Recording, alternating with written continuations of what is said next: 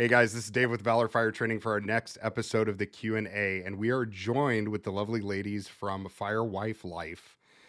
So we have Kathy Edwards, who is the CEO. We have Tracy McCart, who is the managing director.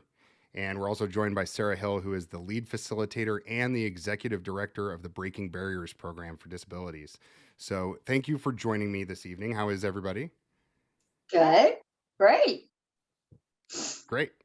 So we are going to start with a couple things. So why don't you guys explain what Firewire Life is? I had kind of heard about it through the grapevine through a couple friends who are instructors. I've kind of watched what you guys were doing on social media, and I love it. But before we start doing that, I just want to make sure that everybody has a full glass of vino. For Perfect. seven. Okay. Perfect. Okay, good. So we're going to be drinking heavily during Mhm. this, right? Yes. So I actually had to dig this bottle of wine out. I don't even know where I found it. I just was rummaging through the cupboard and I finally found a bottle. So, but no. So why don't you guys explain what Firewire Life is and kind of what the idea behind it is? Kathy, since you're the CEO, I'll let you start and then you can kind of pass it around how you want. Okay. So we kind of started about 5, 6 years ago, seeing each other at different conferences. Wives go with their husbands. We tend to stay in our hotel rooms and work during the day. We go out to dinner at night. We see each other. We wave. Oh, this is so and so's wife. But we never really have meshed or gotten together and found a way to become friends. And we continued to see each other at more and more places. And so Sarah and I met in Pensacola Beach. Okay. I'd been going for probably 7 years. Sarah had been going for a while. And then I met Tracy in Carolina Beach. Her husband just took a chance and said, "Hey, here's Kathy's number. Just call her." So she called me, and before you know it, we have the three of us, and then a larger group of women who now, because we kind of formed this nexus of hanging out together, we've met new people who have come in who are doing the same thing, and it snowballed from there because I don't even think we realized how important it is for wives to bond, not just because we're fire wives, because we can be friends and we can talk things through and really support each other. So that was the idea behind it. That's very cool. That's very cool. And I know, speaking from personal experience, I know my wife, she understands the base of what I do. Like she understands what I do and where I go. And, we don't talk a lot about the bad calls and stuff like that, but there is a huge portion of my job that she has absolutely no idea. I mean, she just doesn't get it. And I don't always understand the stressors that she's under because of my job or because of how my job affects her personally. And so, the little things that happen to her, I don't see as a big deal because of what I deal with. And so, we've struggled with some of that stuff as well. So I love what you guys are doing as far as like the sisterhood and getting everybody together. And I know when she's been to conferences too, that's where we met Tracy and Sarah. And last year we met you, Kathy, down at the Mhm. Revolutionary Tactics at the Lake. So, Yeah. Tracy, how did you get involved? What was your kind of your lead into the managing director? Well, I started, as Kathy said, started seeing her at different places. Um, I, I'm sitting at a bar by myself, right? Because all the men are doing their thing. Kathy's working. Right. And I see Todd outside the door and he's pulling hose and he pops in because it's hot in Carolina Beach, right? He pops into the air conditioning and goes, "What are you doing sitting here by yourself?" I said, "I don't know. Why don't you call your wife and tell her to come join me?" He goes, here's her number. You call her. 10 minutes later, Kathy and I talked for hours. Okay. So then we meet Sarah. Kathy tells Sarah, "Oh, you've got to meet Tracy." Kathy tells me, "You got to meet Sarah." So we all met then in Pensacola Beach. Last December? December Yeah. before? Okay. Oh, last May. Oh, May. It was May. Yep. Was it Yeah. May? Last May. Yeah. Okay, I thought it was December 2019, but yeah, go ahead. So we start talking. We completely hit it off.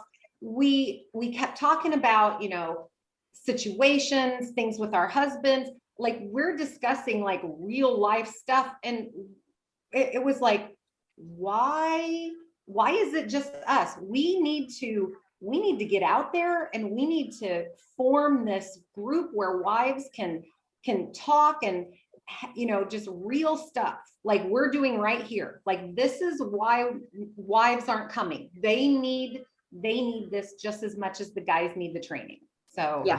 it just kind of clicked. That's very cool. That's very cool. And Sarah, you're a lead facilitator, and then the thing that really caught my eye was the executive director of the Breaking Barriers program, which I have actually not heard about. So why don't you tell us a little bit about that and what it is? Okay.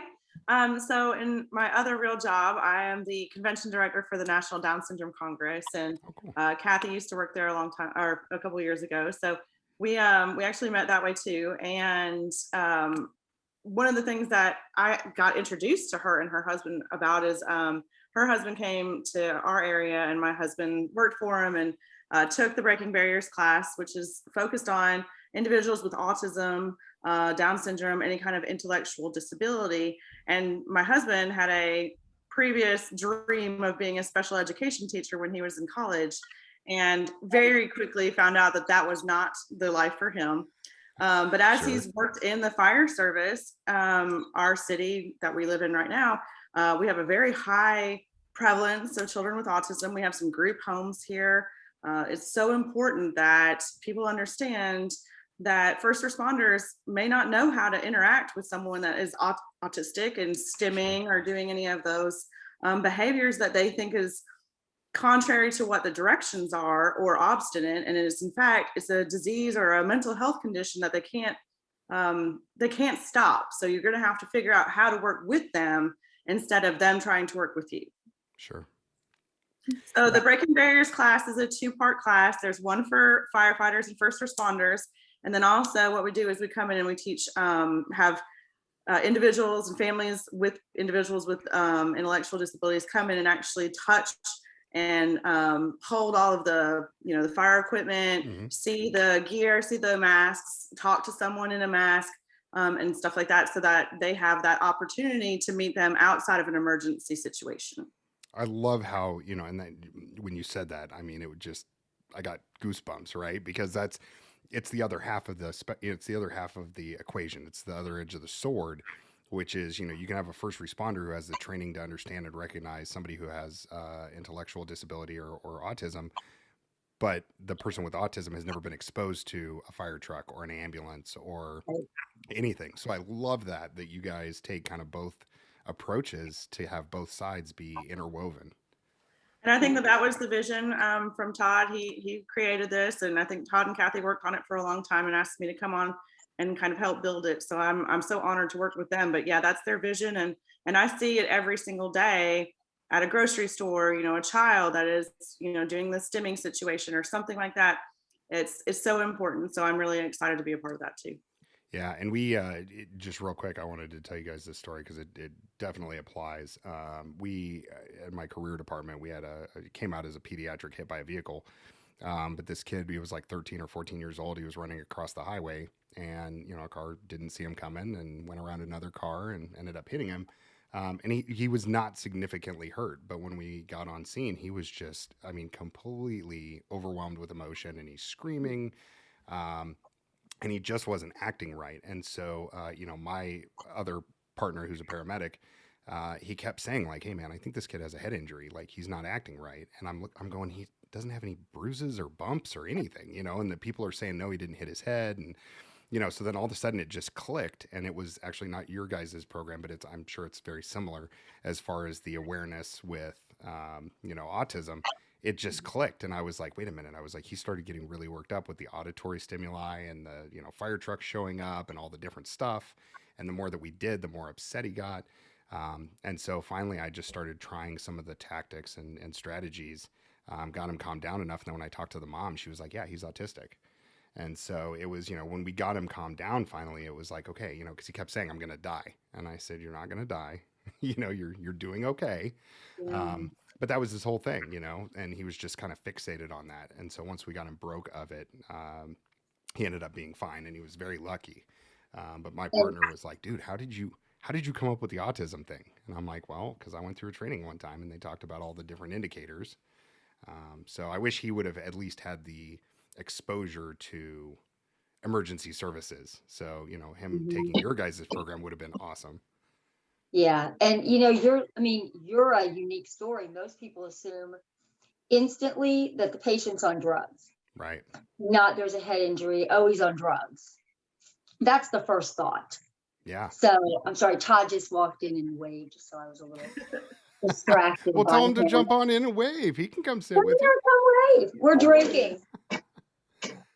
Dave said we're drinking, so we are drinking. Tell what I was doing. I didn't tell him yet because we're just getting there, but say hi. See where that. Well, hello. Can you hear me? I don't know if I'm in Right the there. damn screen. Right Oh, there. okay. Yeah, it's too little. I should have brought my computer back in. That's Yeah, I awesome. just did a Breaking Barriers Zoom with Chief Hovelman's cadre. Okay. Yeah, so I've been on there for a couple hours with their group, and that was pretty cool to do it with all them. And Yeah. We were just talking about that program. Yep. yeah. So yeah, just did it with Jason and Dennis. Dennis was on there, and some of their company officers. So it's pretty cool to do with those guys. So yeah, I'm gonna get out of the way because this chair is one too small. And I already know everything. I know nothing about Firewire, but I'm getting educated every day, Dave. I was going to say that's the right answer. That is the right answer. You know nothing. 31 years tomorrow. We've been married. Congratulations. That is Happy awesome. anniversary. 31 tomorrow. Feels like last week. Aww. Right answer. You know, You spend your anniversary weekend with all of us. Oh, Hey. no, I'm so excited. Yes, fire wives are getting together this weekend. Fire It is- couples. Fire couples. Okay. Yes, so That could be excited. the next big thing. It So, is. Hey, it's coming. so we were talking about earlier, before we started doing the recording, we were talking off camera about kind of the Q&A stuff. And when I was digging through, I have asked people after every episode, I ask people all the time when I run into them at conferences, I'm like, hey, if you have questions, send them to the email and then we'll put them on a Q&A episode. And I put them into categories, and I do have a couple that were specific around relationships or marriages. And so I went through and I picked the one that I thought was the most entertaining. This is the one that we can actually talk about the most and, drink. So Steve sent in an email, and he said that he's been a career firefighter for a little over 5 years. He has wanted, or 15 years. And it's become increasingly hard to come home from work and deal with the stressors at work and the stressors at home. I try to explain it to my wife about how I feel, but she just doesn't seem to get it. When we get into arguments, she constantly says, when you go to work, you're just on vacation, away from family, away from me. And I try to explain to her that I have different stressors at work. This is in no way are we looking at divorce or anything like that. But I'm just looking for some tips on how I can work on my relationship as well as getting her to understand what I do at work. And when I read that email, I was like, okay, well, that obviously has to make it onto this show because that's what you guys deal with. Like, that's your thing. So, And so it's what everybody says. yeah. So you guys take it away, however you want to. If you want to start, Kathy, I'll let you pick who you want to start, or if you want to start, what would you tell Steve and his wife? Well, here's what I would say, and then I'll let Sarah and Tracy weigh in. That we have this problem all the time. It's part of that fire family. The reality is there's the firehouse, there's the family, and they compete for time, they compete for energy, and they drain one another. There's no doubt about it. So in our minds, they go to the fire, you guys go to the firehouse. I hear all about the fun you've had. Husband comes home. But unfortunately, a lot of times firemen hold in the bad things until it gets to a point that they need to talk. And by then, their wife doesn't want to hear it. I don't know if they have kids, if she's at home, but all of that makes a difference. She's working 5 days a week. He comes home, she's drained at 7 p.m. She's picking kids up from daycare, or she's been home with the kids all day. She's cleaned, she's cooked. He comes home 24 hours later. She's gone to swim practice, whatever it is, football practice. And it needs to be, to me, established up front. I know that we established it up front. We talked about it from beginning to end. You're always going to falter, but communication from beginning to end is the most important thing. And wives need an outlet to complain, just like husbands need that outlet. They're allowed, they have that family. We have those girlfriends, we have those fire wives, but you have to have the ability then to come back together and talk. That has always been our biggest thing, is communication. No matter how hard it is, I can say to him, stop. I know there's something going on with you and it's irritating the hell out of me because you're not telling me, or whatever, or vice versa. It's time to just throw all caution to the wind and have this discussion. Okay. I That like works it. for us. I completely agree. I sometimes feel like the wives feel like they are not as important. And that's one of the things that we are going to really hit hard at these conferences. You know, you have your fireman husband who is put on this pedestal, and then you don't feel like what you have to say is important enough to compete with what he's dealt with. So you have to even out the field. So Kevin and I know he, you know, we make sure that he listens to me, I listen to him, he gives me advice, I give him advice. We're level playing field. His fireman job is no more important than my teaching job. So and that doesn't, I don't care if you're a stay-at-home mom. There's no level that's more important than the other. You have to stay on that level field. So. Mhm. Okay. I would agree with that. I think, and real quick, I just want to pop in with one thing. Everything that you guys have said, and my wife is upstairs right now hanging out with the kids because she was like, "Hey, I know you got to do your thing." And but as you guys are talking, I'm like, "Yeah, I've done that." So you guys are spot on. I'll get to that in a minute. But Sarah, what's your take? What do you think? Well, I have a little bit different. So when I married my husband, he was not a career firefighter. He was a volunteer, and he still does that. So we were talking earlier before the recording started, and I have an opinion about that as well. But, you know, when we started our relationship together, he had a full-time 9 to 5 Monday through Friday job. I had a full-time 9 to 5 Monday through Friday job. We have 2 daughters, and you know, when we first got together, they were really young, and now they're, you know, both teenagers. And I mean, there's one's working full time, one's in school full time, and goes to dance and this and that and the other. And so sometimes my husband will call me and he's like, "What are you doing? Where are you going?" And I'm like, "I have to shuttle this person here and go get this and do this, and I'm doing this job and I'm doing this job and I've got this to do."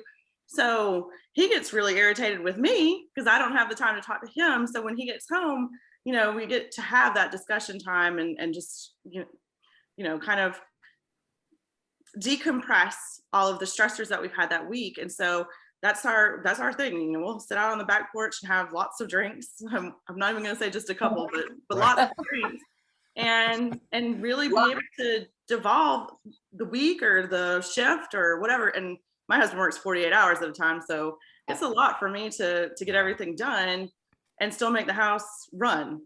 So I definitely understand, but I would like to ask Steve's wife to come and join us anytime she wants to and have some drinks with us. Yeah. Yeah.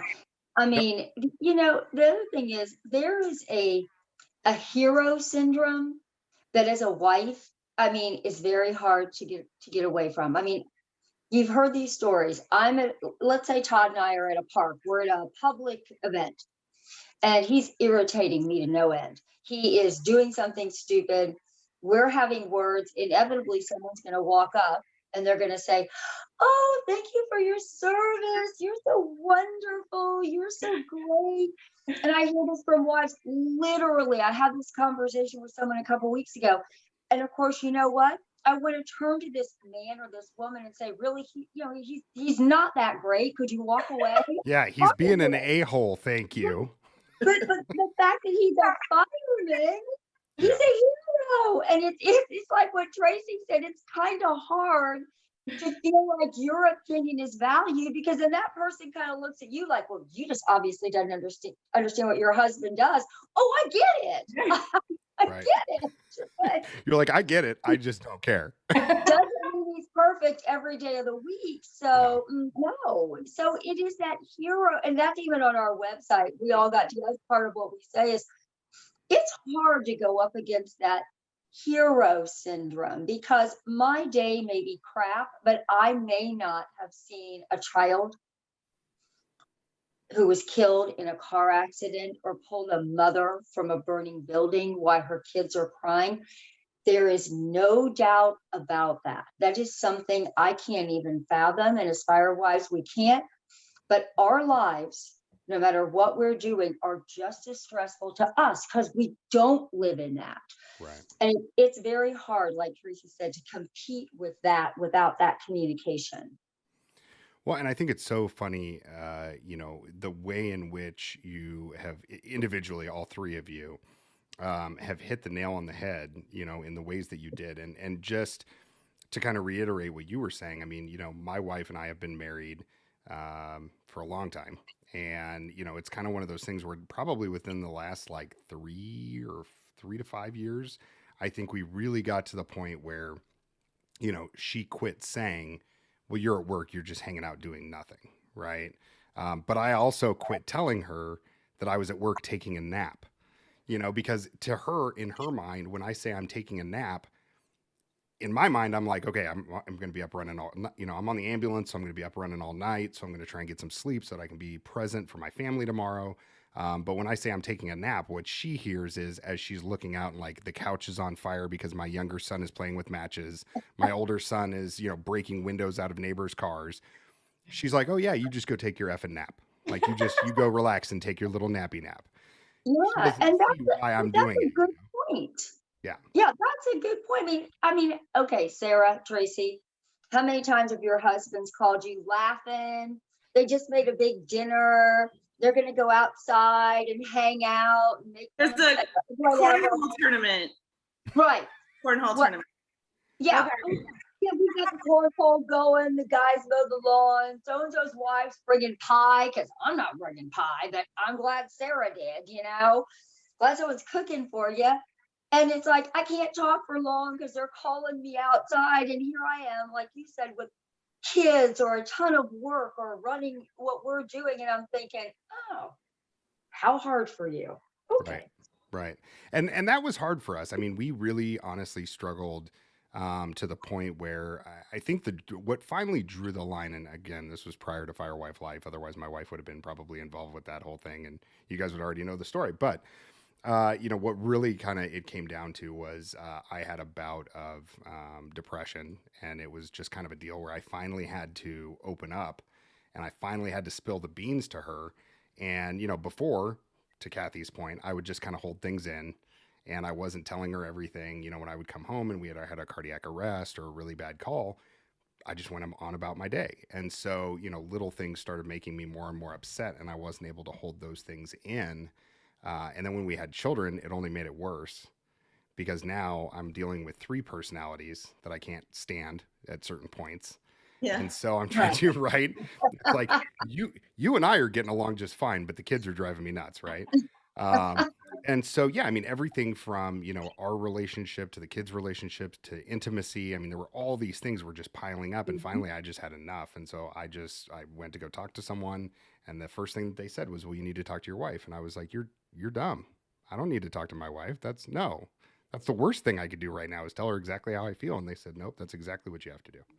And so I did. We had that conversation about, hey, you give me a hard time when I'm taking a nap, but you don't understand. I'm doing it because I want to be present for you. And she said, well, you don't understand how it makes me feel. And then she explained, and I was like, oh.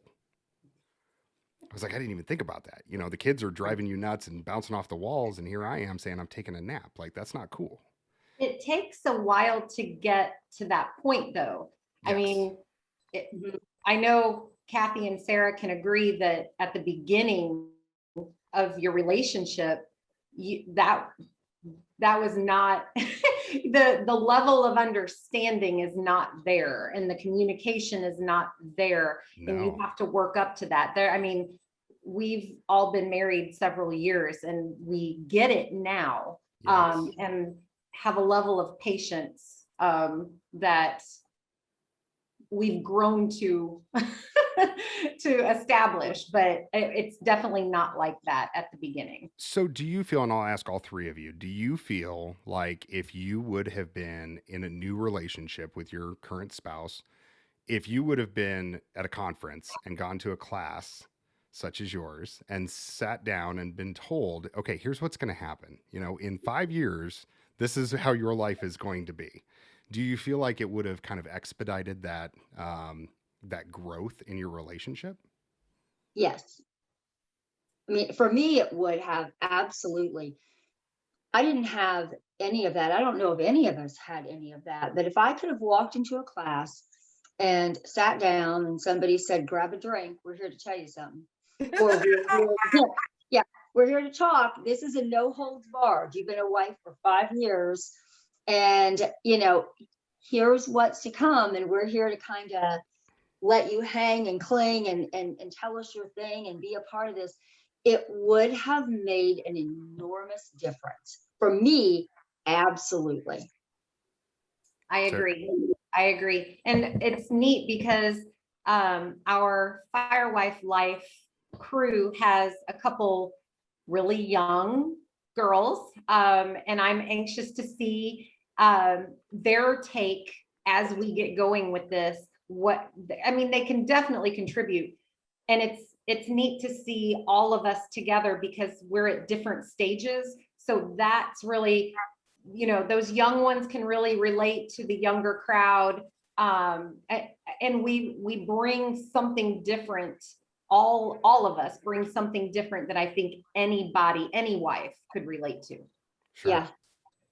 Well, Sarah, and I what's- think, oh, sorry, go ahead. no, I was going to say, Sarah, what's your take? Well, I think having that kind of conversation, especially, when my husband started his fire career, would have been nice to have some of this information, and it would have been scary, but at least I would have had a support network. Like I feel like I'd been sitting out here on a net by myself for a long, long time until I met these ladies. And, it's not that there isn't a bigger brotherhood here. It's just, I don't have a lot in common with X, Y, or Z. So finding my tribe, that was really helpful. And it actually has helped us immensely in the last couple of months because, as we're getting into the 6th and 7th year of my husband doing firefighting and EMT work, that hardening of the heart is happening. And then he's had, a couple big blows this year in 2021. So being able to recognize that there's an issue and address it from the get-go instead of it getting,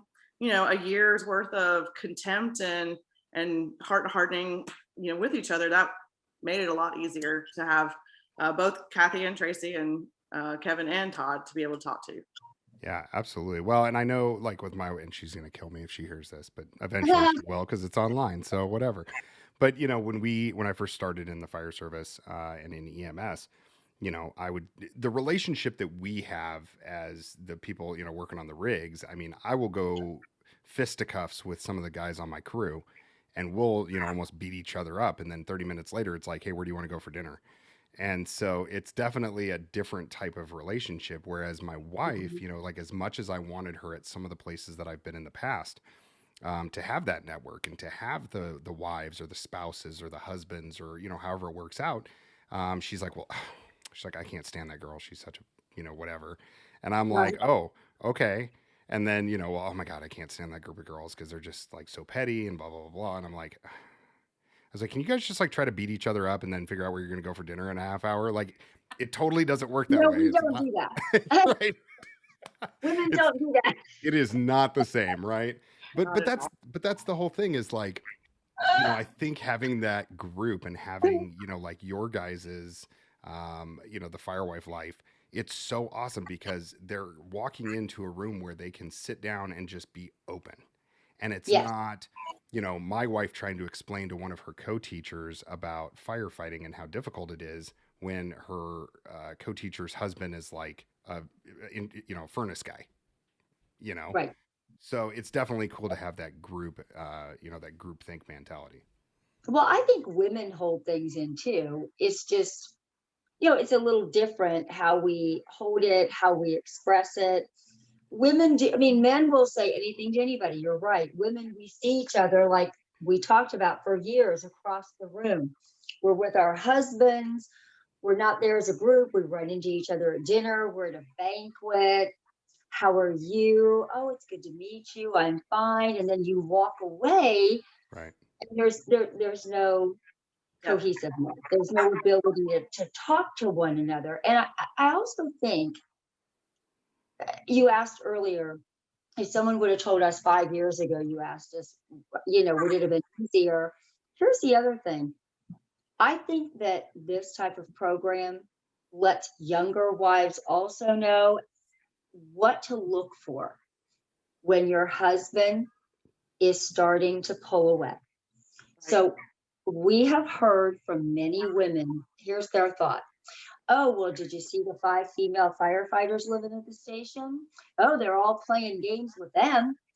Do you see the paramedics hanging out? I have heard from women, why is my husband talking to female firefighters and not me? And you guys spend half your life there. It really is 2 families, which is part of our program. We have the fire family. Sure. And you spend as much time with them as you do with us. So it's really a difficult balance for pulling our husbands back in, hearing what they have to say. I think some women are afraid to hear what their husbands have to say. I think they're afraid to hear their husbands have, in some ways, an entirely separate life without them. Yeah. Half the time, half their life has nothing to do with their spouse. Yeah. And speaking truthfully, and again, I'm saying all stuff that my wife already knows, because otherwise she'll probably hit me in the head with a frying pan while I'm sleeping. No, she'll come join us. We'll be good. She makes it that far. Yeah, she makes it that far before she kills me. But I agree with you, because from my perspective, when I go to work, I mean, I think about my family, obviously. I mean, there's times that I think about them, but I mean, it's when I go to work, it's work. And when I go to work, I'm completely spacing off, missing things with my kids. Like I'm sad about it, and I try to, FaceTime and do stuff like that. But if I can't be with my family, I would rather not think about it for the time being and not be sad about it, because I'm already at work and I know I'm stuck there. And so you're right. I mean, it's a completely separate life. And it was funny when you said the whole thing about like the, girls showing up, to paramedics, whatever. My wife and I were out, we went out for a night on the town, and there was a group of nurses from a local hospital, and I'm friendly, right? Like I'm social, obviously. Right. And so Tracy's like, I know this. I know. Yeah. And so so we show up at this bar and we're like hanging out, and these 4 or 5 girls walk over and they're like, oh my God, Dave. It's like pre-COVID, so we didn't have masks on, but they were like, oh my God, Dave, what's going on? And they're like hugging me, and I'm like, hey, this is my wife. And Katie's like, I'm like, hey, this is all the nurses that work at the hospital. Okay. Hey guys, it was nice to see you. And I was just like, I'm so screwed right now. Absolutely. Because your wife's thinking, because see what she's thinking? Oh, is that what you do the other half of your life? Right. So there's me and there's them. And I will say this. So my wife is a saint, and I've said this 100 times on different shows. My wife puts up with so much crap, but the one thing that just blows me away, like in that specific situation, she was like, so do you know them? And I was like, yeah. I was like, they're nurses. I drop patients off at the ER, blah, blah, blah. And she was like, well, she's like, they didn't have to leave. You could have had them like hang out and drink with us. And I was like, That's awesome. Oh my God, I should have just had them, but in the moment I'm like, oh, I'm dead. So it's definitely, but I can see, like, I have had that happen with other friends of mine, where the jealousy and the not understanding, like a female partner, that's one of the worst things to try to deal with on my end. Is, I'm always afraid, like, okay, what's going to happen if I'm working with a female partner and we're in a cohabitating fire station? Mm-hmm. So. And we hear that. I mean, we have wives who scream about that. And, I get it. Every wife has their own thing. What are we competing with the firehouse or the fire service for? We're competing for something, and every wife has a different thing that is their button. Some it's women, some it's time, some it's vacation. I mean, it's something. it's something. And if they can scream it and yell and bond with other women, it makes it so much easier. And it makes it easier on you guys as firefighters. Yeah, if they can find somebody else to yell at, that would be fantastic. They can yell with us. We can scream. We can, I mean, you know, this program literally, Tracy will tell you, this is a little sad, but this program started with what, about 11 women, Tracy, sitting, and Sarah on the telephone because she wasn't there, Yep. sitting on a balcony overlooking the ocean. And we went through about 14 bottles of champagne. And we created Fire Wife Life. We did. From that We did. day, we literally finally just said we have to do it. And there were, what, about 11 of us? Yeah. We have another lead facilitator in North Carolina. Her name's Heather Griffin. She's the wife of Alan Griffin. He's the chief of Carolina Beach. Sure. And then we have, as Tracy said, our two younger girls. And we had Sarah on the phone on and off, not understanding why she couldn't get in the car and drive the 2 hours to be there, because we're a little relentless. It's 3.5, thanks. And from that, this was created. I mean, you know, it's we're happy. No, and I got to be 100% honest with you. I think that this is long overdue for the fire service. I think it's long overdue for emergency services. You know, I know it's Fire Wife Life, but I mean, the same thing could be said for, you know, Police Wife Life or, you know, I mean, some of the stuff is synonymous. But yeah, I mean, we have constantly struggled with, you know, marriage, kids, intimacy, all that stuff. And, you know, I'm going to let my wife talk about that with you guys before I start telling too many stories, but it's just when you talk about going to conferences and being there and always feeling guilty, like one of the fun, and I know Tracy and I have had this conversation, and I think Sarah and I talked about it at the lake the last time we met, but you know, my wife will sit there and she's like, oh, you get to go to all these conferences and you get to go have fun and you're down at the Lake of the Ozarks. And so finally I was like, fine, come with me. Yeah. Like, I want you to come with me. And she was like, really? I'm like, yes, I want you and the kids to come with me and let's go have fun. And so we do, like, I'll go and I'll learn and I teach. And then when we're not doing that, I'm hanging out with the kids and I'm hanging out with the family and it's a cool vacation. So with you guys being on the circuit now, how are you guys doing that? Like, are you guys going to conferences? Do you guys go to actual departments?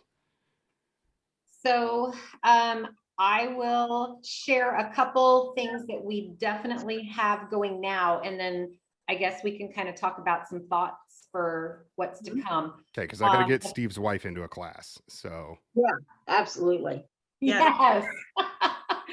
So the first thing we have coming up isn't really one of our conferences or anything, but it's something that the Firewife Life is sponsoring. We are Dave Dabowski from Muddy River Fools. They are doing a big clay shoot fundraiser for the Fools chapter. And we have a all-wife clay shoot team. Oh, cool.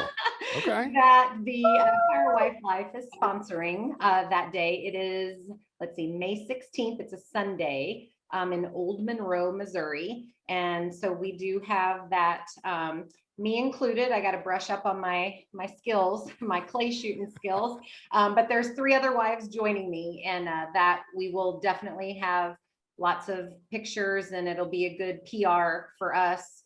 Hopefully we can, we don't make fools of ourselves, but we'll be fine. It'll be fine. So as long as the gun goes that way and not towards everybody, I think Yes. we're okay. Yeah, so we have that.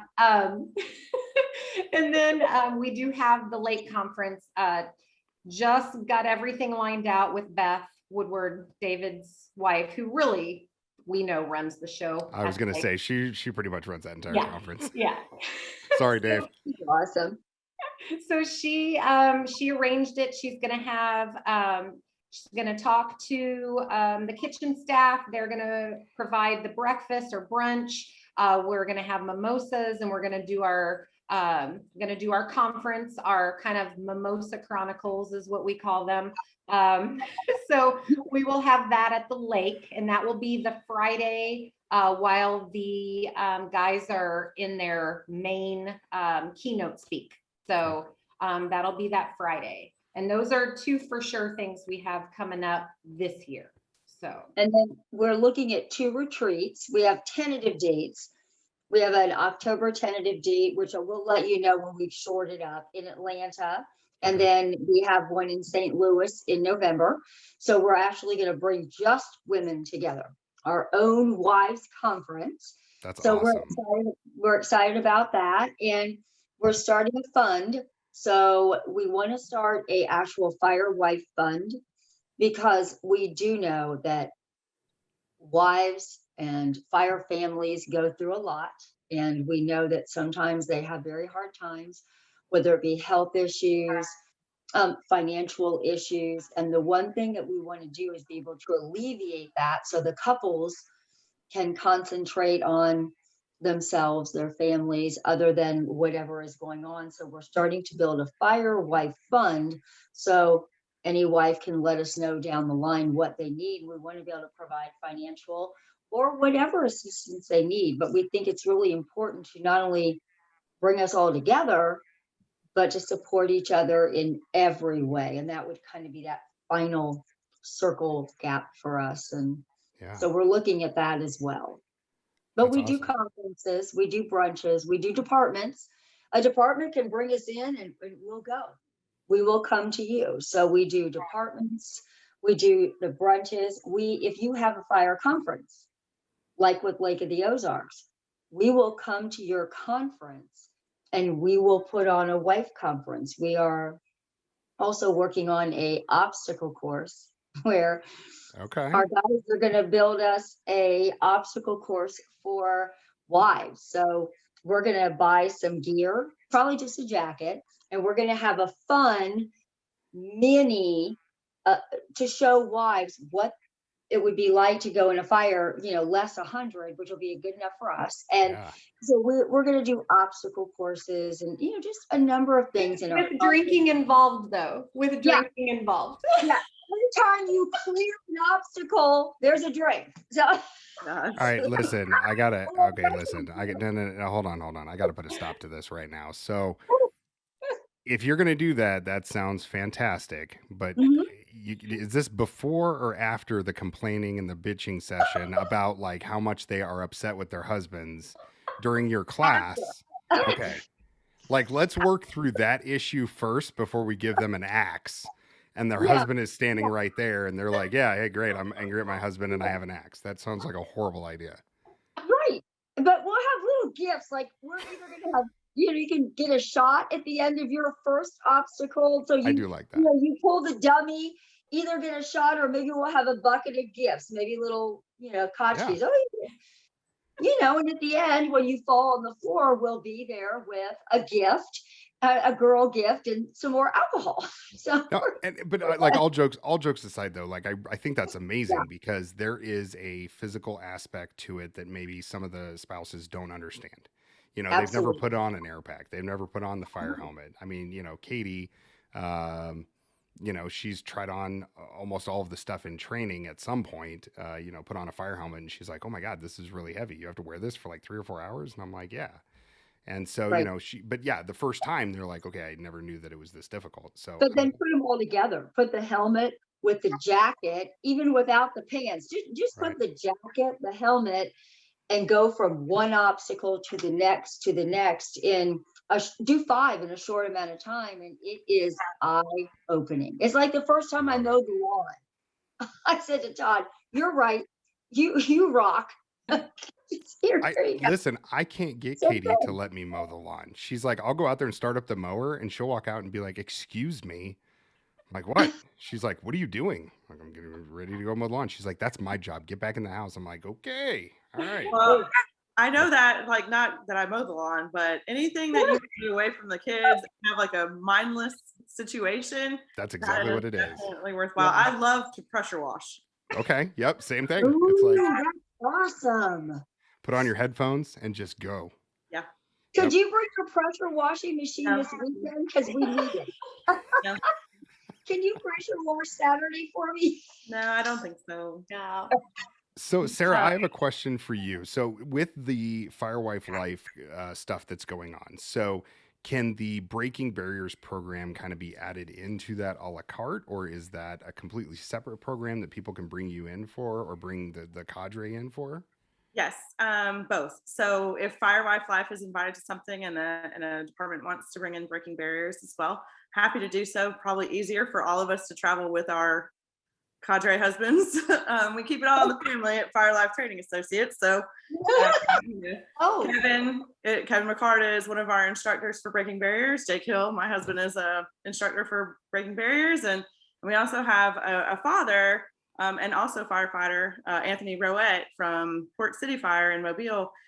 He is, I think, our lead instructor for that, besides Todd. So we can definitely all come. We can come separately. There's all options are on the table, I guess. Good, Mhm. good. Well, I know we're working on something, and I think I can say this because we're already in Yes. planning stages. So we are working on something later this year in the Kansas City Metro, and you guys are coming. So I'm super Yep. excited, and I think it's gonna be it's gonna be super awesome. As amazingly enough, in the Kansas City Metro, you would think it's like geographically the center of the country, and we don't get Mhm. shit for fire training. And so it's like, hey, why don't we bring people to Kansas City? I mean, there have been some cool conferences. There was a Fools Conference. There have been some other instructors that come in throughout the year, but there's no like steady stream of classes every other month or every month. And so we're trying to put something together on a more regular basis. And you guys were one of the first ones that I reached out to. So I think it's going to be great. We're going to have Todd and Kevin and the Hills come out. And, I think it's going to be awesome. I don't know. Is Rowett coming? Is he part of that? I don't know if he is or not. All right, We'll talk. we're going to We'll make it find happen. out. I guess that's technically our other training arm, which is the first line hot conferences, I guess. So Yeah. piece and Yeah, I think he we're just working got on that. voluntold. Yeah. Yeah. He just got voluntold to come to Kansas City. Well, that's exciting. I've never been there, so Jake and I will. Are you serious? Oh, they'll be there. I thought Jake had been here. No, so repping the Lake of the Ozarks, but that's as far. That's Missouri. That doesn't count. That doesn't count. You got to come to the So I Kansas used to side. live in Wichita, and my brother is in Overland Park. So I love Kansas City. I can't wait to be there. Kansas. Make sure it's Love it. Kansas. Oh yeah. Sarah's repping that shirt. She's like, it's close to Kansas City. Well, it's the closest I've been. So we'll get you.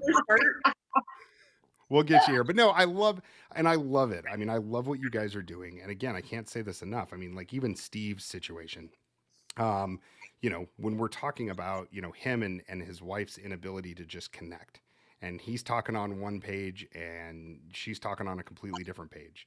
And so even sitting here and listening to like how you guys discuss that and how you guys talk about that,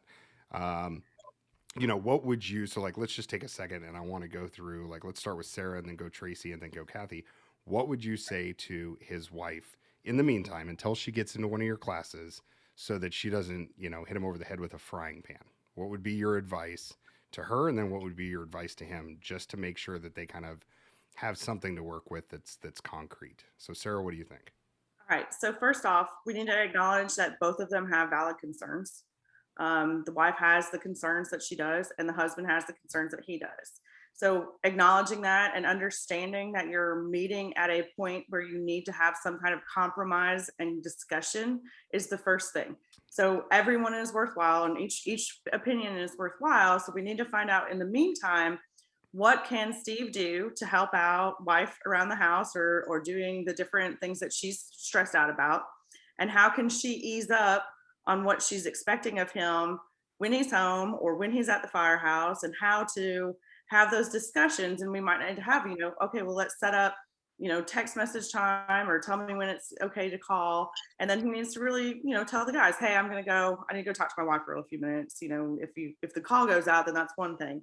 But other than that, I know that there is some free time at the firehouse. I mean, as I made fun of, there's just the cornhole tournaments and other things that are fun. And I understand that, you guys need to have those as little stress offshoots too. So her and him having a mini discussion, moving into goal setting, what goals do we need to set for the relationship, for the husband and for the wife? And how are we going to meet those goals? I think that those are the top three things that they need to worry about right now. Okay. Tracy? I think that they each need to be empathetic. Put yourself in their shoes. I'm going to use my psychology that I use with seventh graders. I mean, picture yourself in their position, like be empathetic, understand what is going on in their life, in their world, in that moment.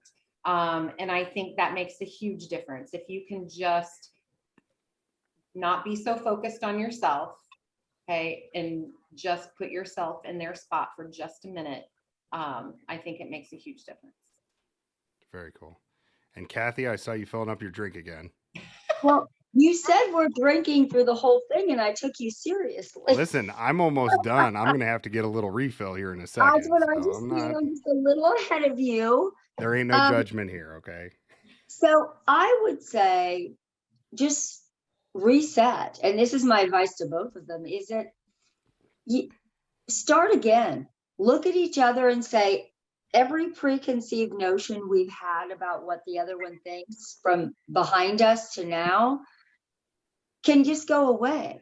We can create whatever future we want. Let's start again. This is where I am now.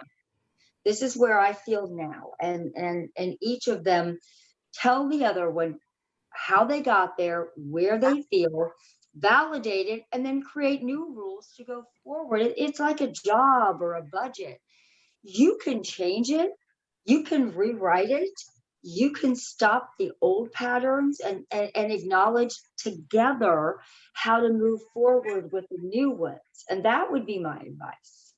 Yeah, absolutely. God, I love, like, as I'm sitting here thinking about this, I'm like, okay, how do I not make this go 3 hours long? Like, if we start rabbit holing down all these different pathways, but I mean, you guys are so right. I mean, it's in my own experience, and again, I try not to bring up other people's experiences, things that I've heard or whatever, but in my own experience, it's just when we put our own self issues aside, and it was about us, and it was about the kids, and it was about the fire family, that made a huge difference, made such a huge difference, because then it was us looking at each other, and there were days where I'd come home and she would just take one look at me and she'd be like, go lay down, go to sleep.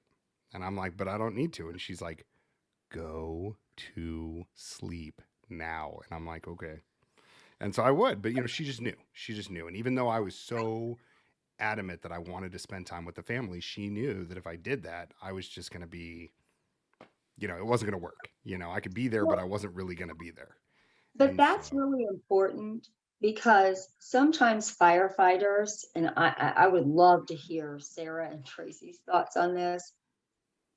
You all come home from work, you don't go to sleep, you mow the lawn. Well, your wife does, but you mow the lawn, you move on with the day, you teach, and we try to tell you, take a break.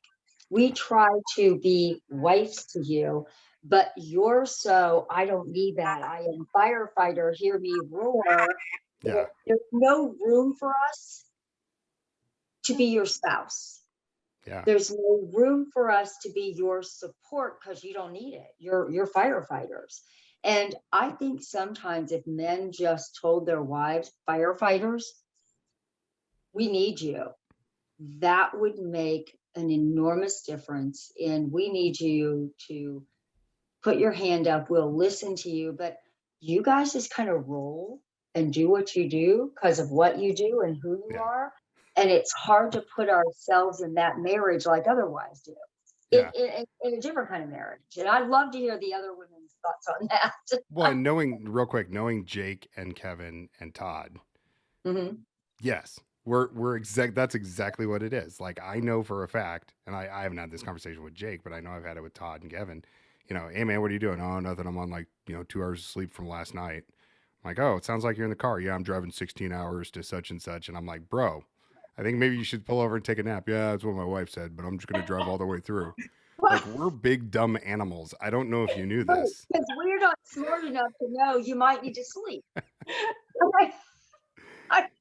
Then we become super independent, which is part of what we all as wives talked about. Yeah. This is Todd and I's big thing. I became so independent because he didn't need any of that help. that like I became independent queen. And then he would come home from the firehouse and go, what about this? What about this? I'm like, whoa, whoa.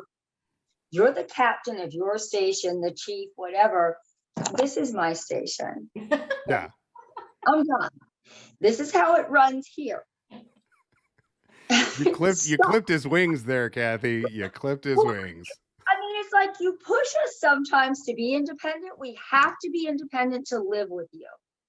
Yeah. And understand you and survive with you. And as Tracy said earlier, which I think is so true, to be able to feel equal to you, we have to become so strong and so independent that when you come home and say, but what about this? Or I want to do this, or why isn't this? I'm like, whoa, no. Right. That's what we You need. can't have it both ways. We need them to come home. Like, I don't come home Tracy the teacher. Like, I can shut that off. I'm good at that. I've become good Sarah's at that. like, yep. Amen.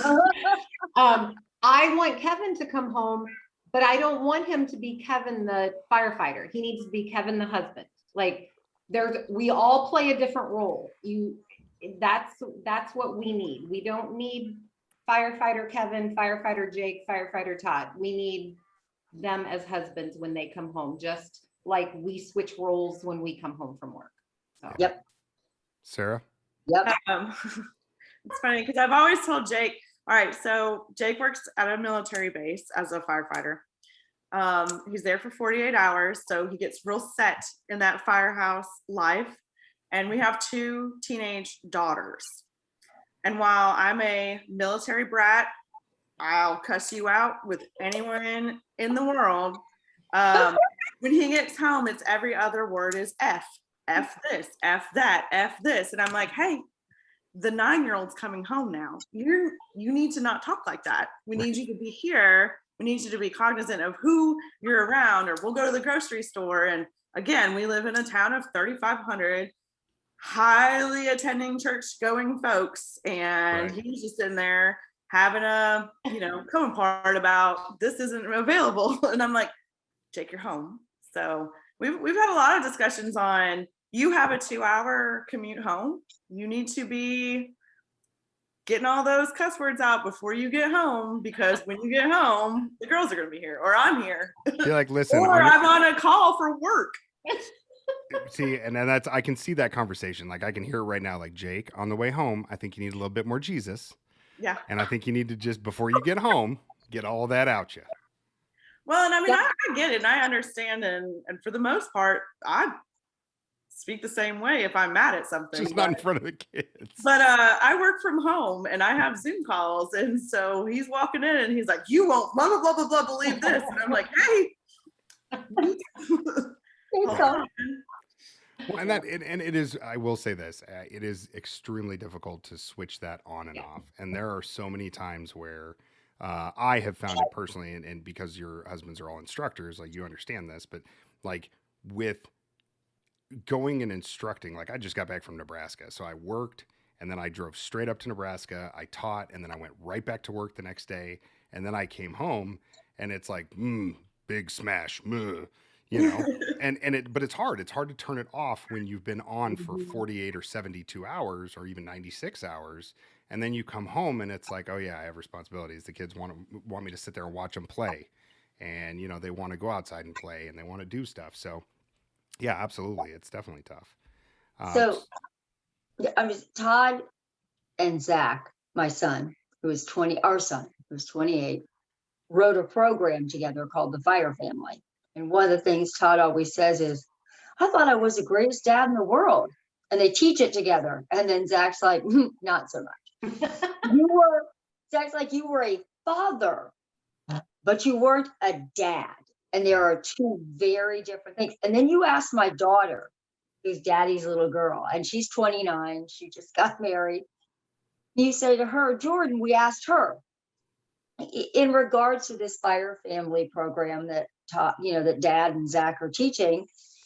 Her only thing besides daddy's little girl was, on the first day he came home, he would walk in the door and be like, why are these shoes on the stairs? Why are there dishes in here? Why is your jacket here? Why is this? And Jordan said she would just be in her bedroom at, 7:30 in the morning going, oh my God, are you kidding me?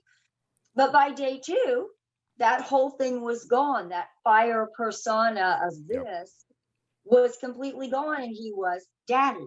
But day 1 was like hell to her because it was, I'm running the fire station. Why are there shoes sitting out? And of course, mom is running the house going, your shoes can be wherever the hell I tell you. That's like, Right. No, then that's they walk out the door and go to school, and he's like, why are there shoes there? And I'm like, it's not your house. I mean, that's a thing. so that is actually, yeah, I mean, you're dead. Oh my God, I can't even tell you how. So Katie and I just had this thing, and I swear to God, I can hear her upstairs. She's like, shut up, quit telling them stories about me. But like, seriously, we just had this conversation because the boys are, and I won't say that she's a pushover, but like, if they know that they can't get something out of me, they're going straight to mom. And 9 times out of 10, she'll text me, but every once in a while, they'll get one through, and she'll be like, well, okay, I guess. I'm like, I already told him no 5 times. She's like, well, I didn't think to text you. But no, I mean, we have that conversation all the time where Katie will sit there and she's just like, oh my God, you are such a hard ass. And I'm like, no, I'm not a pushover. And then I'm like, that's not what I meant. That is not what I meant. But I mean, it is because she runs the house completely different when I'm at work.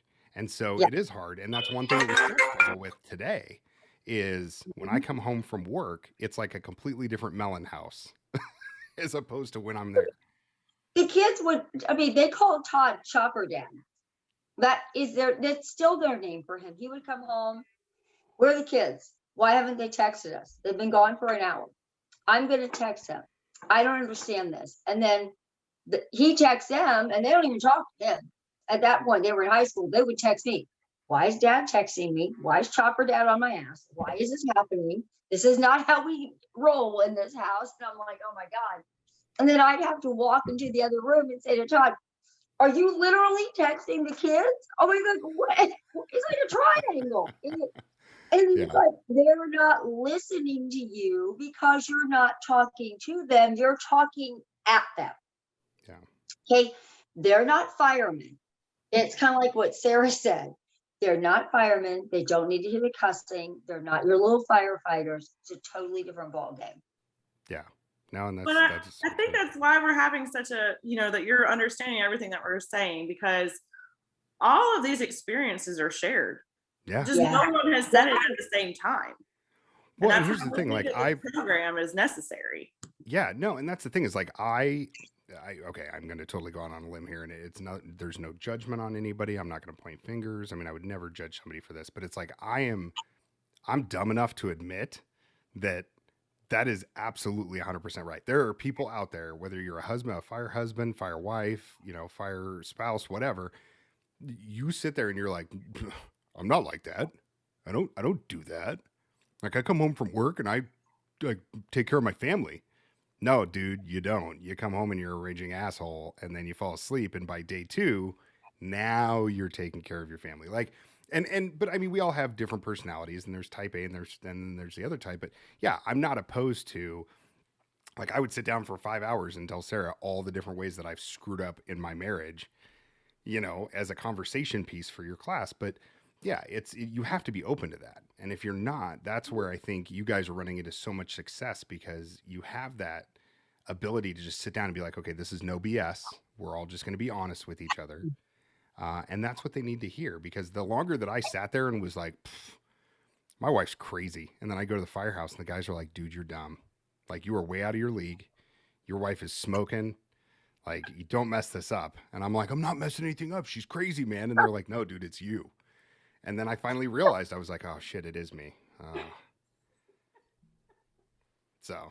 Well, I would say, I think one of our commonalities, I guess, is all of our husbands think that they outpunted their coverage. So as long as they continue to think that, we'll be on the same page. Yeah, that should be the first class in every. That should be the first question in every class. How many of your husbands think that That should be our first question. Well, I listen, and I've had conversations with all three of your husbands at some point in life, and like all of us literally sit there and like, yeah, I mean, it's like, how in the hell did I end up with her? That question comes up all the time where people are like, wait, no, Dave, you're married to her? And I'm like, yeah. I'm like, okay. She stuck by you. Listen, my husband was run over by a fire truck. He was run over by a fire truck. And when I said, you need to sue the city, he was like, no, it's no big deal. And I can remember as he was sitting there getting ready to have his clavicle replaced, but it hadn't been done yet. And he told me he's not going to sue the city. It's no big deal, even though it was their fault. I remember screaming at him. I mean, the poor man is sitting on the couch with his arm hanging off. Yeah. And all I can think of is, are you kidding me? How much more are they going to take from you? Really? Oh my God. But yeah, I mean, it is. Firefighting is what it is. Yeah. Okay. So I have one question for you guys before we wrap it up real quick. So I want to know, and I'll tell you what my wife's is, but I want to know the single thing that drives you nuts about what your firefighter spouse does when they're at home. So like it could be like every time the phone rings, they think it's a call, so they like jump up in the middle of the night or whatever it is, the thing that just absolutely drives you up the wall and you absolutely cannot stand it. So I have you one. go first. Well, this is my thing lately, and Kevin's gonna kill me. But his thing is he's so like pro firefighter, and you probably have seen this, and you're gonna laugh next time you see this. When he responds to somebody, he's like, strong work, strong work. Well, now he's gotten to the point where when I do something, he's like, strong work, babe, strong work. And I'm like, I'm not your firefighter, but thank you. So I give him shit. Oh, I give him crap every time he says strong work, because it's like, it's everyone. It's like, Yeah, it's all inclusive. yes, it's not just the firemen anymore. All I right. love I like Sarah. it. Sarah, okay, Kathy, go ahead. No, I was going to say Sarah, because mine's retired, so mine's different. Sarah? Where to begin? No, it's funny because so Jake has a guy that he works with constantly. And so they'll text and we live 10 miles away from each other, but he will answer this man's call and text all day long. I'm like, hey, we're doing this. And he's like, no, Sage needs me. And I'm like, hey, Sage is at home and you're at home. You're not work husbands right now. Like, you need to leave him alone. But they've actually toned it down since I had a fit about it. But yeah, like he'll answer all the calls and all the texts. And I'm like, hey, we're here. Stop. You're not at the firehouse. So, I mean, it's a bromance, you know. It is. Happens. It happens. Oh, 100%. So And then Kathy, when Todd was on the job, what was yours? I mean, I know he's been retired, but what was it when he was on? When he would come in the house and start telling us what needed to be done, it was like, why isn't this done? Why aren't we doing this? Why is there a dish in here? Why do we load the dish? Because he couldn't shut that first day off. I wanted him to go to sleep, but he didn't. He would just plow on through the whole day. That was my biggest thing, is because, listen, this is my firehouse.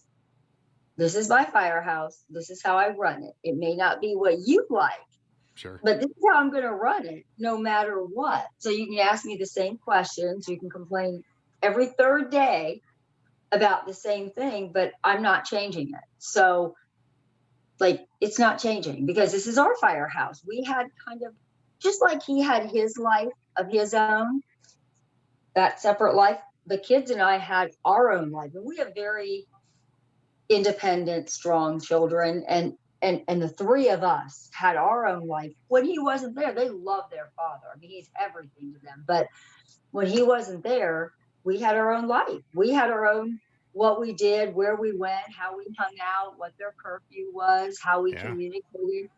And when he came home and tried to change that was my big thing. I was Guilty. like, not going to happen. Right. But So you guilty. can't do that. Yeah. But it's okay. I would be the same way. Listen, if I had to spend half my life away from my family, literally away, I would come home and want that control back as well. So part of me gets it, but as the one who set it up and had to operate it for us for 30 years till he retired, I'm not going to let it go. But I get it at the same time. Sure. Well, and it wouldn't be fair if I didn't tell you what my wife told me. So what is hers? So so we've been working on this. It's still a work in progress. I have to be very aware of it. And I know, God, I know as soon as I say this, you guys are going to be like, like, I know that it's coming. I know it's coming. So when I come home, if I'm tired or I'm stressed or I have a million things going on, I will be very direct or very blunt. And I'm very matter of fact with the family. So the kids, the wife, whatever. It's just, yeah, okay, fine. Go get dressed, get this, do this, do this, do this. And it's very boom, boom, boom, boom, boom. And then the phone rings and it's something fire related. And I'm like, yo, dude, what's up, man? And it's like, hey, exactly man, what I was what's going talking on? about. Yeah, exactly. And so it's like, but it could be anybody, Sarah. Like, it doesn't matter. Like, it could be somebody calling wanting me to go teach a class, or it could be somebody from my fire station, or it could be like some dude that I talk to on Facebook who wants advice on something.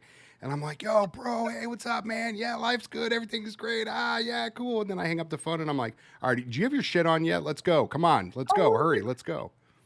Yeah, it's too. God. And she goes, oh my God, you're like Jekyll and Hyde.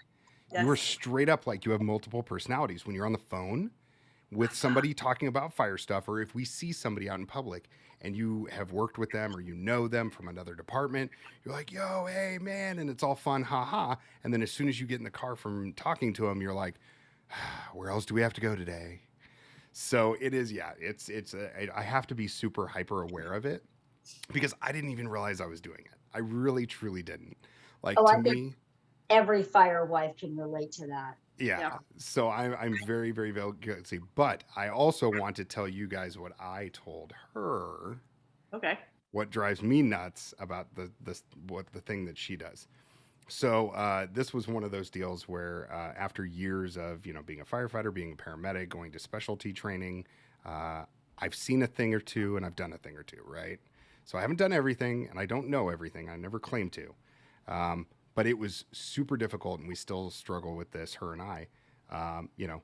Something starts leaking, and she's like freaking out about it. And I'm like, babe, it's fine. It's not a chemical. It's like water coming out of a pipe. It's fine. It's no big deal. She's like, are you sure? Are we going to die?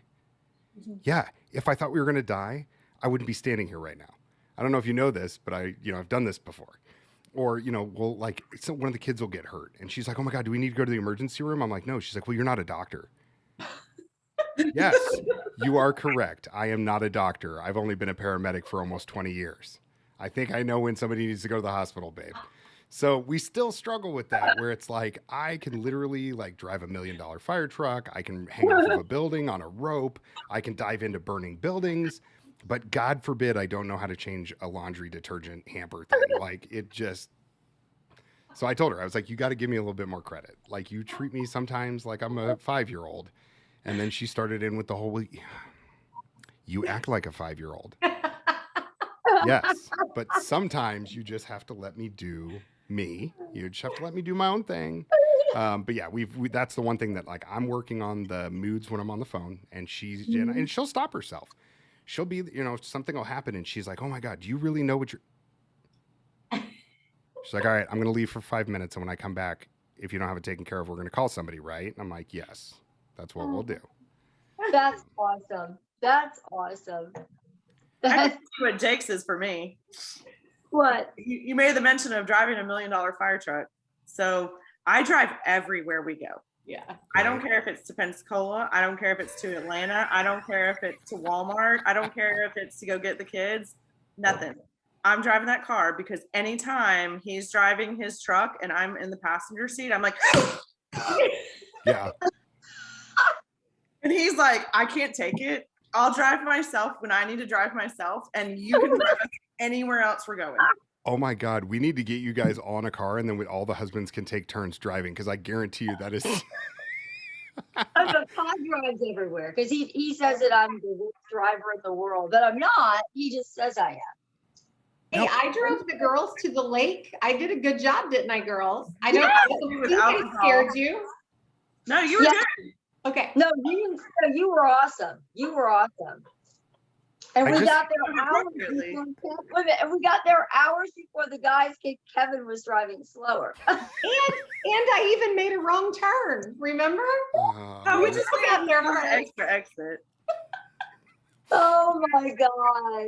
Well, and I'm going to go out on a limb here, and I'm going to say that if your husbands are driving and they're about to crash, and you do the, if you do that whole thing, the very next thing out of their mouth, because it's what comes out of mine. Yeah, I saw the car coming at us. I knew it was there. Yeah. I don't know if you knew this, but I drive $1 million fire trucks, honey. Oh yeah, Right. I do that all the time. Listen, we got stopped by a cop, female cop. He was going like 89 miles an hour up the highway, and I'm screaming, slow down. You need to slow down. This is ridiculous. We get pulled over. She gets out of the car. She comes up and she goes, and she says, can I have your license? And instead he accidentally shows the fire badge. Okay. Of course he does. Uh-huh. And she looks at him and she goes, oh my gosh, I knew you drove like a professional. And I'm like, are you kidding me? Are you? And I am literally going, give him a ticket. He was going 89 miles an hour. He Wow. almost killed us. And he's like, you know. And she's like, you just be careful as you go. And I am literally screaming, give him a ticket. And That is no, because awesome. he drove like a professional. Yeah. Oh my God. Oh, that is so funny. So, okay. He thinks that's so funny. He still to this day thinks that's one of the funniest moments we've ever had. It wasn't funny, but he thinks it is. It wasn't funny to you, Kathy, but at everybody else's entertainment, I think. It was pretty funny.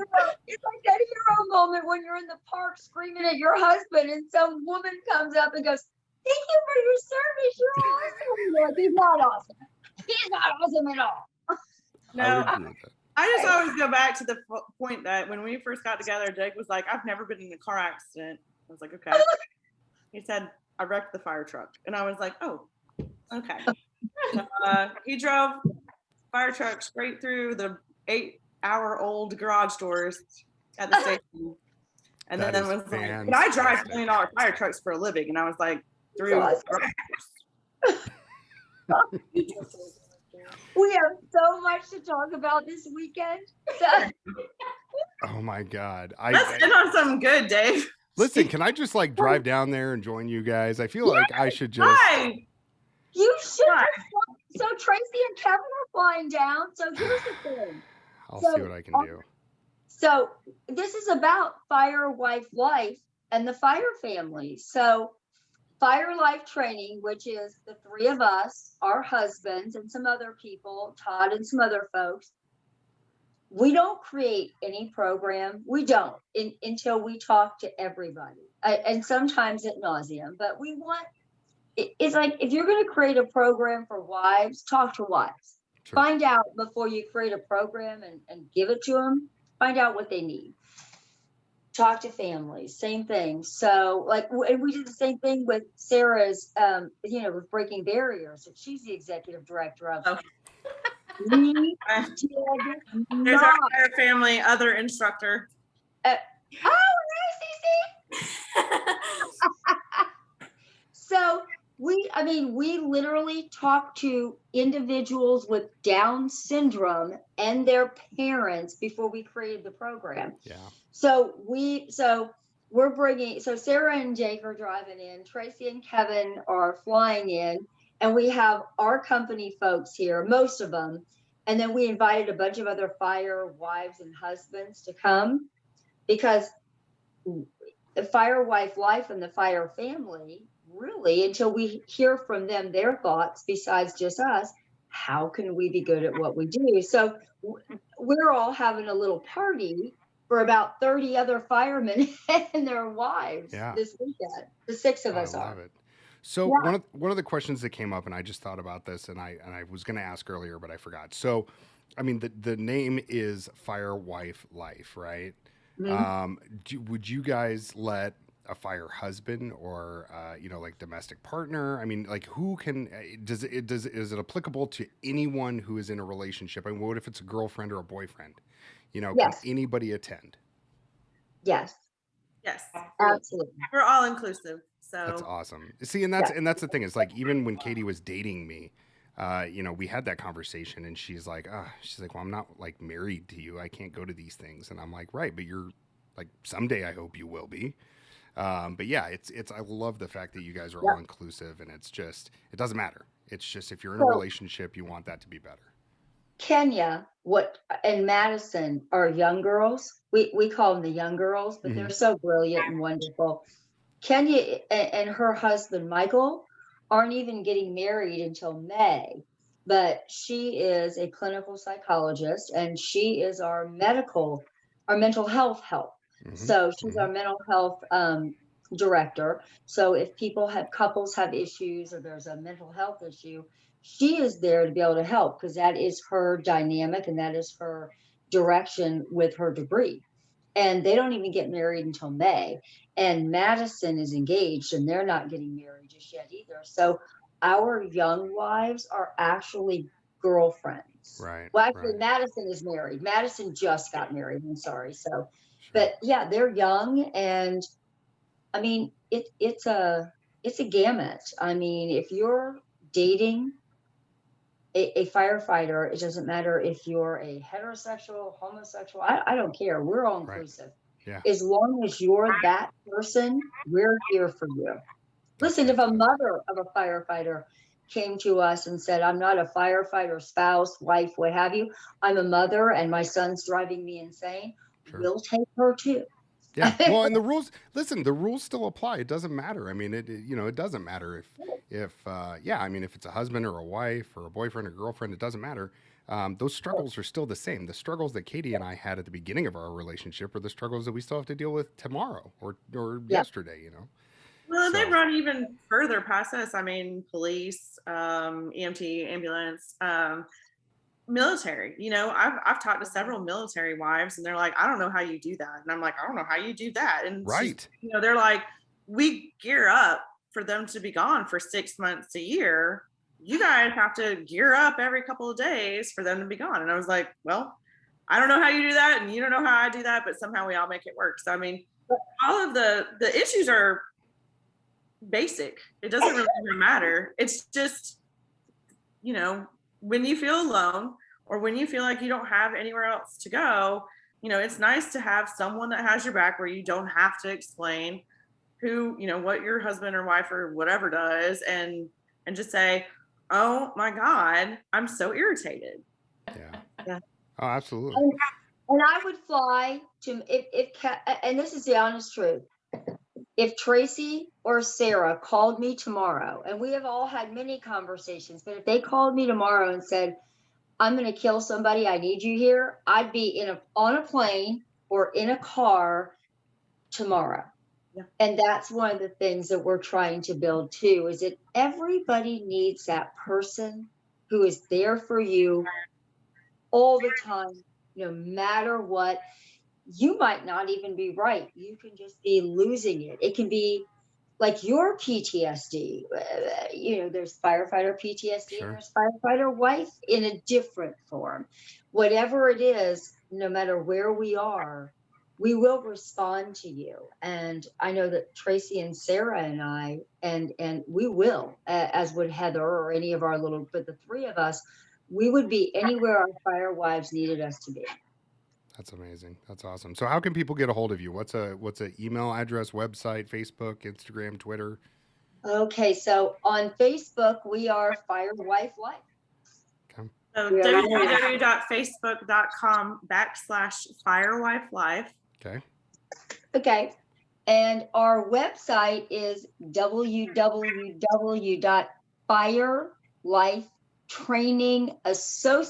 www.firelifetrainingassociates.com.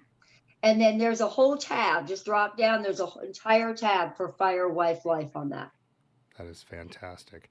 So I know you guys are doing great things. I know that we'll be seeing you around at all these different conferences. I can't wait to at least get Steve's wife for sure, and hopefully my wife for sure, to get you guys connected. And I think it's like I said, I told you this earlier. I think it's so long overdue in the fire service, and it's so awesome to see this side of it because you guys are helping the spouses and the significant others, but in turn you're helping us. And I think that's what people don't understand. They're like, oh yeah, my wife's going to go do this, or oh, my husband's going to go take this class. It's about us getting help as well. And so there's a lot of good that can come out of both sides, and I just think it's amazing. Thank you.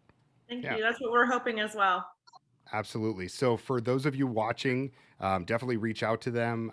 If you have a conference that you want them to come to, if you want them to come to your area, if you have a department that you want them to come to, look for them at the different conferences that are coming up. Definitely look for them in Kansas City later this year. That'll be a thing. So excited. And keep sending us those questions. We really like having the Q&A sessions. Also, today is the 20th. So in 2 days, we're doing our second episode of The Hot Seat. So watch for that. We're going to be doing the challenge down there at Spice and Foods. It's going to be Kansas versus Missouri firefighters. And we're also launching our new hot sauce. So stay tuned for that. So until the next time we talk, take care, be safe, and we'll talk to you soon. Thanks, ladies. Thank you. Thank you.